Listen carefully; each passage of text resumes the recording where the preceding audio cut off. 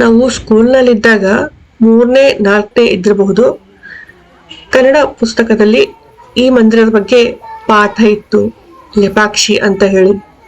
ಇದು ಅದೇ ಮಂದಿರ ಸ್ನೇಹಿತರೆ. ಈ ಮಂದಿರದ ಹೆಸರು ಕೇಳಿದ್ರೇನೆ ನನಗೆ ಆ ಪಾಠ ನೆನಪಾಗಿತ್ತು. ಇದ್ರ ಬಗ್ಗೆ ನಿಮ್ಗೆ ಗೊತ್ತಾ ಸ್ನೇಹಿತರೆ, ಲೇಪಾಕ್ಷಿ ಮಂದಿರ ಅಂತ ಹೇಳಿ? ಲೇಪಾಕ್ಷಿ ಅಂತ ಯಾಕೆ ಹೆಸರು ಬಿತ್ತು?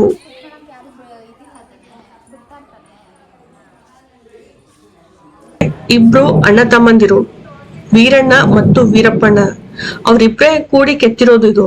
ಇದು ನಮ್ಮ ಕನ್ನಡದ ಹೆಮ್ಮೆ. ಇವಾಗ ಆಂಧ್ರ ಪ್ರದೇಶದಲ್ಲಿದೆ. ಈ ಮಂದಿರದ ನಿರ್ಮಾಣ ಆಗಿದ್ದು ವಿಜಯನಗರದ ಸಾಮ್ರಾಜ್ಯ ಸಮಯದಲ್ಲಿ. ಅಂದ್ರೆ ವಿಜಯನಗರ ಸಾಮ್ರಾಜ್ಯದ ಅವನತಿ ಆಗೋ ಸಮಯ ಇತ್ತು. ರಾಮರಾಯ ರಾಜರಾಗಿದ್ರು.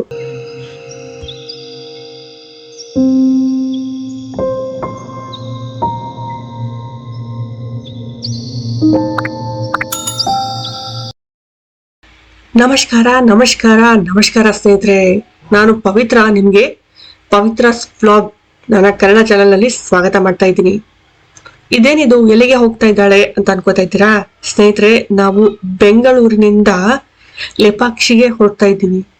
ಲೇಪಾಕ್ಷಿ ಮಂದಿರ ಇದು ನೋಡಿ. ಇದು ಮಹಾದ್ವಾರ. ನಿಮ್ಗೆ ತೋರಿಸ್ತೀನಿ, ಝೂಮ್ ಮಾಡಿ ತೋರಿಸ್ತೀನಿ. ನೋಡಿ ಎಷ್ಟು ಚೆನ್ನಾಗಿದೆ. ಅಲ್ಲಿ ಹದ್ದಿನ ತರ ಇದಾರಲ್ಲ, ಅವರು ಜಟಾಯು. ಅವರಿಗೆ ಲೇಪಾಕ್ಷಿ ಅಂತ ಕರೆದಿರೋದು ಶ್ರೀರಾಮದೇವರು.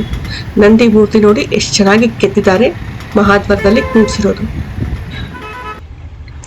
ವೆಲ್ಕಮ್ ಟು ಲೇಪಾಕ್ಷಿ ಅಂತ ಹೇಳಿ. ಬನ್ನಿ ನಾವು ಲೇಪಾಕ್ಷಿಯಲ್ಲಿ ಒಳಗಡೆ ಹೋಗೋಣ. ಲೇಪಾಕ್ಷಿ ಅಂತ ಯಾಕೆ ಹೆಸರು ಗೊತ್ತಾ ಸ್ನೇಹಿತರೆ? ಇದು ಗೊತ್ತಾಗ್ಬೇಕಾದ್ರೆ ನಾವು ರಾಮಾಯಣದ ಕಡೆಗೆ ಹೋಗ್ಬೇಕಾಗುತ್ತೆ.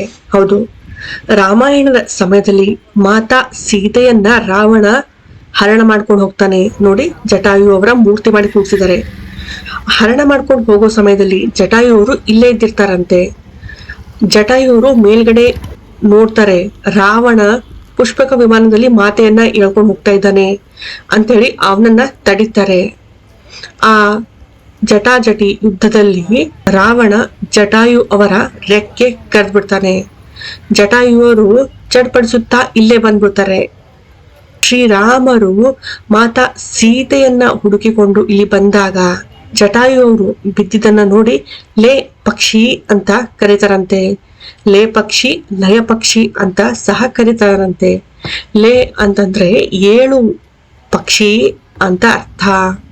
ಎದ್ದೇಳು ಪಕ್ಷಿ ಅಂತ ರಾಮದೇವರು ಜಟಾಯುಗೆ ಕರೀತಾರೆ. ಅದಕ್ಕೋಸ್ಕರನೇ ಇಲ್ಲಿ ಲೇಪಾಕ್ಷಿ ಅಂತಾನೆ ಹೆಸರು ಬಿಟ್ಟು ಈ ಊರಿಗೆ.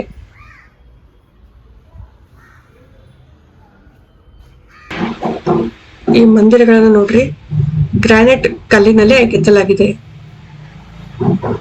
ಈ ಮಂದಿರವನ್ನ ಕೆತ್ತಿರೋದು ಇಬ್ರು ಅಣ್ಣ ತಮ್ಮಂದಿರು.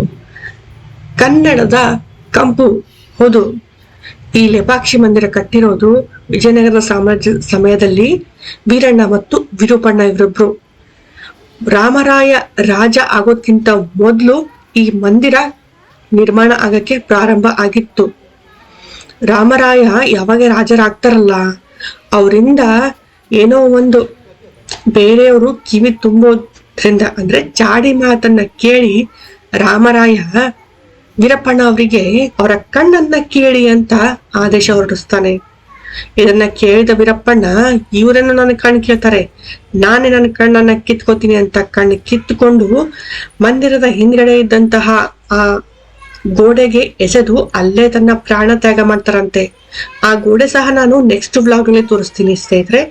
ಕಾರಣ ಏನಂದ್ರೆ, ಒಂದೇ ವ್ಲಾಗ್ ನಲ್ಲಿ ನಿಮ್ಗೆ ತೋರ್ಸಕ್ಕೆ ಹೋದ್ರೆ ತುಂಬಾ ಗಿಜಿಬಿಜಿ ಆಗುತ್ತೆ, ನಿಮ್ಗೆ ಸರಿಯಾಗಿ ಅರ್ಥನೂ ಆಗುದಿಲ್ಲ, ಆಮೇಲೆ ವಿಡಿಯೋ ತುಂಬಾ ಲಾಂಗ್ ಆಗಿ ಹೋಗುತ್ತೆ. ಇದು ನೋಡಿ ಸ್ನೇಹಿತರೆ, ಧ್ವಜ, ಗರುಡ ಧ್ವಜ ಅಂತಾರಲ್ಲ, ಅದು ಮಂದಿರದಿಂದ ಹೊರಗಡೆ ಇಲ್ಲಿಂದ ಬರ್ತಾರೆ.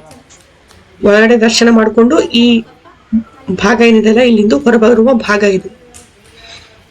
ನೆಕ್ಸ್ಟ್ ವ್ಲಾಗ್ ನಲ್ಲಿ ಅದನ್ನೆಲ್ಲ ನಾನು ಡೀಟೇಲ್ ಆಗಿ ತೋರಿಸ್ತೀನಿ. ನಾಗಲಿಂಗ ಇದೆ, ಅದು ತಾಯಿ ಅಡಿಗೆ ಮಾಡೋಷ್ಟರಲ್ಲೇ ಕೆತ್ತಿದಾರಂತೆ. ನಾಗಶೇಷ ಮತ್ತು ಲಿಂಗ ವೀರಪ್ಪಣ್ಣ ಅವರು ನೋಡಿ ಎಷ್ಟು ಬೇಗ ಹೇಗೆ ಕೆತ್ತಿರಬಹುದು ಅವರು. ಅದು ಒಂದೇ ಕಲ್ಲಲ್ಲೇ ಕೆತ್ತಿರೋದು. ಆಮೇಲೆ ಇಲ್ಲಿ ತೇಲಾಡುವ ಕಂಬವಿದೆ ಸ್ನೇಹಿತರೆ, ನಿಮಗೆ ಗೊತ್ತಿದೆ ಅಲ್ಲ ತೇಲಾಡುವ ಕಂಬದ ಬಗ್ಗೆ. ಆ ತೇಲಾಡುವ ಕಂಬ ಇಲ್ಲೇ ಇದೆ. ಅದನ್ನ ಸಹ ತೋರಿಸ್ತೀನಿ ನೆಕ್ಸ್ಟ್ ಬ್ಲಾಗ್ ನಲ್ಲಿ. ಈ ಕಂಬಗಳನ್ನು ನೋಡಿ ಹೇಗೆ ಇವು ಹಿಡ್ಕೊಂಡು ನಿಂತಿವೆ. ಒಳಗಡೆ ಒಟ್ಟು 70 ಕಂಬಗಳಿವೆ. 70 ಕಂಬಗಳಲ್ಲಿ ಒಂದು ಕಂಬ ತೇಲಾಡ್ತದೆ. ಆ ತೇಲಾಡುವ ಕಂಬ 69 ಈ ತರದ ಕಂಬಗಳನ್ನ ಹಿಡ್ಕೊಂಡು ನಿಂತಿದೆ. ಅದು ಹೇಗಿದ್ದಿರಬಹುದು ಈ ಸಮಯದಲ್ಲಿ? ಅದು ಸಾಧ್ಯನಾ? ಅವರಿಬ್ಬರು ಅಣ್ಣ ತಮ್ಮಂದಿರೇ ಇದನ್ನೆಲ್ಲ ಹೇಗೆ ನಿರ್ಮಾಣ ಮಾಡಿದ್ದಾರೆ?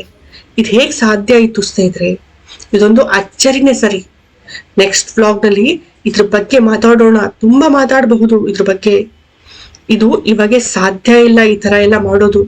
ಅವ್ರದ್ದು ಕಲೆ ನೋಡಿ, ಅವ್ರಿಗೆ ಯಾವ ತರ ಮಾಡಿದ್ದಾರೆ ಅದು.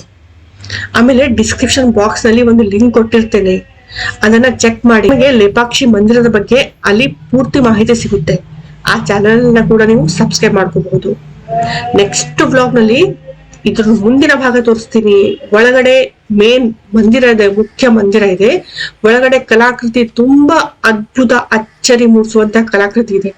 ಅದನ್ನು ಸಹ ನೀವು ನೋಡ್ಲೇಬೇಕು. ಲೇಪಾಕ್ಷಿ ಮಂದಿರ ಇದು ಬರೋದು ಅನಂತಪುರ, ಆಂಧ್ರ ಪ್ರದೇಶದ ಅನಂತಪುರ ಜಿಲ್ಲೆಯಲ್ಲಿ. ಎಲ್ಲ ಡೀಟೇಲ್ ಆಗಿ ಹೇಳ್ತೀನಿ. ಈ ಬ್ಲಾಗ್ ಅನ್ನ ನೀವು ನೋಡಿ, ಹಾಗೆ ಈ ಚಾನೆಲ್ ಅನ್ನ ಸಬ್ಸ್ಕ್ರೈಬ್ ಮಾಡ್ಕೊಳ್ಳಿ. ಧನ್ಯವಾದ ಸ್ನೇಹಿತರೆ. ನೆಕ್ಸ್ಟ್ ಬ್ಲಾಗ್ ನಲ್ಲಿ ಸಿಗೋಣ. ಅಲ್ಲಿವರೆಗೆ ನೋಡ್ತಾ ಇರಿ. ನಮಸ್ಕಾರ.